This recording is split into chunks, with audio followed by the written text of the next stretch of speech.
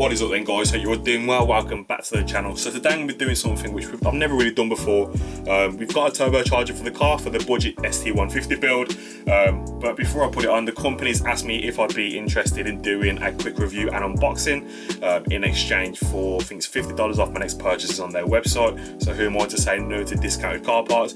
But you guys will also benefit it. So if you use the code Markel, you'll save yourself 17% off. That's 17. I'll leave all the information down in the description just in case you're interested. But yeah, let's get on to this. Alright, so just before we get started, I have noticed that there are quite a few new subscribers, so a massive shout out to you guys. But if you don't know, I'm not a mechanic, I'm not an engineer. Everything that I'm about to say is from facts that I've had to research myself.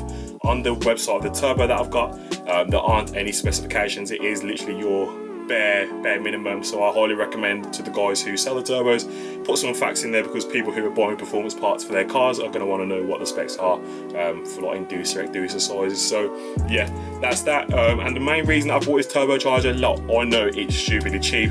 How long is it going to last? I don't know, but it's for this price that I've paid, I'm willing to take that risk.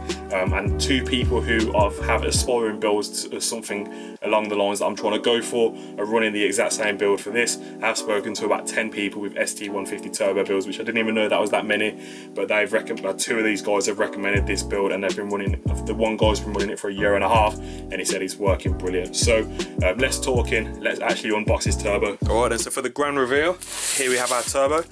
It's from Maxpeeding Rod. Prior to looking for turbos, I'd never actually heard of them. It was only after I brought it, everyone become a professional on Maxpeeding Rod. I knew that they did coilovers back in the day, and I think they still do, but I'd never actually heard them doing performance parts like turbochargers. So let's open this up. So this has been killing me all week, not having to open this. Been wanting to save it all for you guys so you get to share the excitement. Okay, so I think that's for our it's called the actuator thingy-bob. Yeah, I'm going to be using a lot of professional vocabulary, but we've also got our gaskets as well. A lot of packaging, always a good sign. Okay, still going. And there we have our turbski.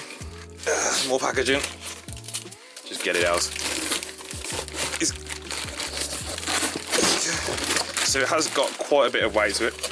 Just get you guys down. And that's literally everything that's inside the box. We've got the packing foam, some gaskets, and the turbo, which, yeah, I think that's all you need. So let's get this opened up.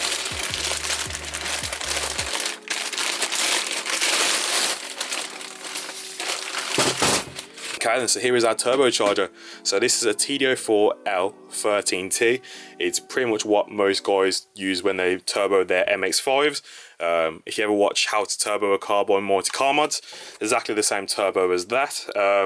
Also, I think it's off a Forester or a WRX Subaru. So yeah, let's have a good look at it. Literally the definition of a Chinese turbo. Let's take that off, have a look in there, see how we're spinning. Seems very as it should. Don't really want to describe it because obviously I don't really have the turbo linguistics, but yeah, probably embarrassing myself.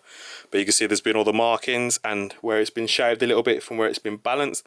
One thing I did check is that a lot of people judge eBay turbos and Maxpeeding Rod turbos in the past because they're not balanced, but apparently these come out as excellent when they're put in the machines and spins it up really quickly.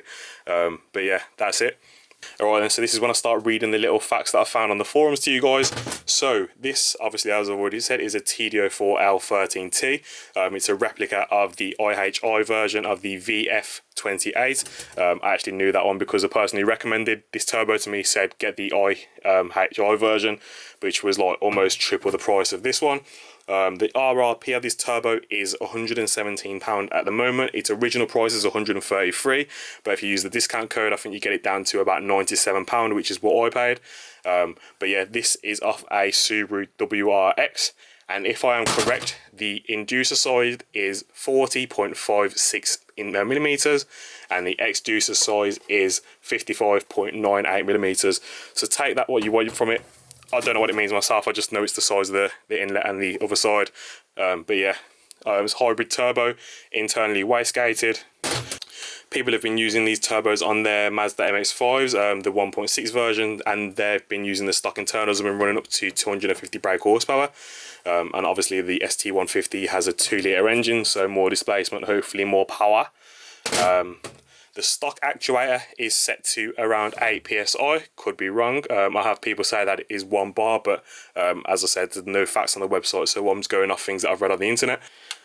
Alright then, so I've just taken the clip out of here so I can open up the wastegate, and as you can see, there you go, there's your holy thing. People have been saying that they've been boring these out, but on the photos that I've been seeing, the holes on there are much smaller in comparison to that. That doesn't actually seem like quite a bad size, sorry, but people have said that they bore these out to stop turbo walking. I think I said that right. But anyway, on to cooling. So this is an oil-cooled and a water-cooled turbocharger. Everyone that I've spoken to who runs this turbo, they don't use the water cooling, they just use the oil cooling. And that's people who are using these cars on track, and they say that they're still reliable without water cooling. It's something I'm going to have to take a bit more research into, but for people who are saying that they're running 200 plus horsepower, like 250, 280, and aren't using the water cooling, I could probably take their opinion as facts. But yeah, that's it. It's also got a T-piece on there, so you can do it for your boost control, everything like that. There are probably loads of things missing. As I said, I'm not a mechanic, I'm not an engineer. I'm literally just going off facts that I've read off the internet. If you want to try and search for part numbers, that might be useful. And I've also got a cover for this which just bolts on, and that allows me to use a V-band just so I can do the downpipe a little bit easier. But yeah, I think that's pretty much it. You guys probably want to know a lot more information. There's a lot of information on eBay turbos out there. Unfortunately, I'm not really in the position to be giving you out a lot of massive facts, because as I said, there weren't a lot of massive facts for me to give you guys. That's just literally things I've had to research and find out on my own. Just clamps to get it all off, a couple of bolts. You can see you got the clamp there, and then you've always got the pinch clip just inside there. If you see where those green markings are, I think that's how you clock it and everything like that. Pretty simple. If you guys know eBay turbos, it's the same as everything else you've seen on eBay, but it's by Maxpeeding Rod. Hopefully lasts up to the power that I'm looking for, which is the mid to high 200s. But from what I've been told from other people, it should be fine. So anyway, let's clock this turbo and let's get it on the car. Alright, let's just clock the turbo so I can actually use it. All I've done is just use this screwdriver on there. It's got a 10mm socket on there. Just loosen that, and then that's just given me enough leeway to give that a good twist. I'm pretty sure if you want to change the direction of all of this here, you need to undo those and change that way. I'm gonna have to figure it out myself. I'm like doing this as you speak right now, and I'm kind of like, I should not be doing this, but at the same time, I love discounts off car parts, so I'm gonna do it anyway. But yeah, that should be right for me to chuck it on the car. For you guys that haven't seen it, this is the turbo manifold that I'm going to be using on the car. It was sold to me by the guys that did the K20 Honda Civic. I do need to paint it up. I have literally just put it on here just to show you guys what the turbo will look like on the car. But yeah, I'm just going to put you guys down and get this turbo on the car finally. Let's do it. Alright then guys, so from what I lack in turbo knowledge, hopefully I'll make that up for good camera angles. But as you can see, I've got a turbo. I have had to take the actuator off it because the actuator is not going to have enough clearance with this. So I will have to make up another bracket for the actuator to sit onto. But let's get this all bolted up.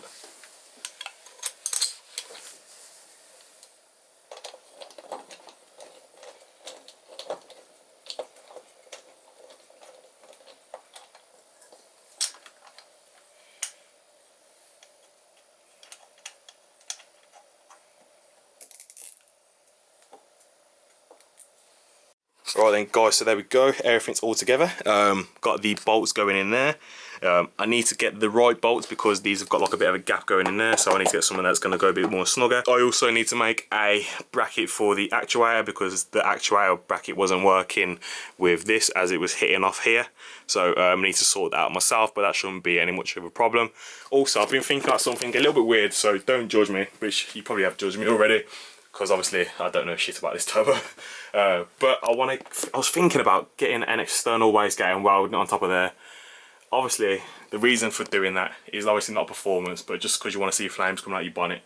Which, is that really sad? Should I actually go that route, or should I just like keep it nice and sort of have everything coming out the exhaust? I don't know just yet, but I will probably find out closer to when this all comes together. I know some of you guys might be worrying about the alternator. We're doing an alternator relocation, so just keep an eye out for that. I also need to get some proper bolts, as you can see. Nice little cab tie holding in there. But this is going to be coming out pretty much after this video is finished. This is going to be getting painted up and making it look beautiful, just like the rest of the engine. But I think that's pretty much it. I think I have done embarrassing myself. Like I said, this video, I've just found the information that I can find all over the internet. Like, I didn't have to credit everyone who have had to find facts off. But they are literally from forums and other groups who are running a similar turbo or an eBay brand turbo, which is pretty much similar to this. So yeah, some of the facts might be right, some of the facts might be wrong. If they are wrong and you know the answer, put it down in the description. I would like to know, and I'm pretty much sure that people who are interested in this turbo would like to know. But yeah, I think I'm going to call that the end of the video. We've got a turbo on the ST150 engine. Happy days. But yeah, thank you guys for watching, and I'll see you in the next one. Peace.